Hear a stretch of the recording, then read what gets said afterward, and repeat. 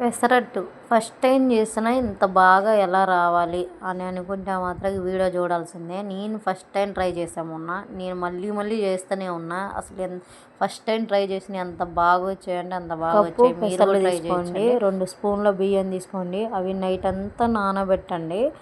Night అంతా నానబెడితేనే చాలా బాగా వస్తాయండి. మార్నింగ్ అయితే నానబెట్టిన తర్వాత జార్లో కొంచెం అల్లం, కొంచెం జీలకర్ర, కొంచెం సాల్ట్ వేసుకొని మంచిగా గ్రైండ్ పట్టుకొని వేసుకునేటప్పుడు కొంచెం ఉప్పు సరిపోయిందో లేదో చూసేసుకోండి. వేసుకున్న తర్వాత కొన్ని వాటర్ కలుపుకొని పెనం మీద వేయండి. అసలు మామూలుగా ఉండదు. మీకు టైం ఉంటే కొంచెం అలా వదిలేయండి. ఒక 5 మినిట్స్ 10 మినిట్స్ కొంచెం పిండి అనేది మనకి మంచిగా ఉబ్బిపోతుంది అనమాట. అసలు వేసినప్పుడు పెనం మీద స్మెల్ వస్తుంది. ఆ స్మెల్కి గారెలు తింటున్నామా ఏంటి అనిపించింది ఒక్కోసారి అయితే మనకి.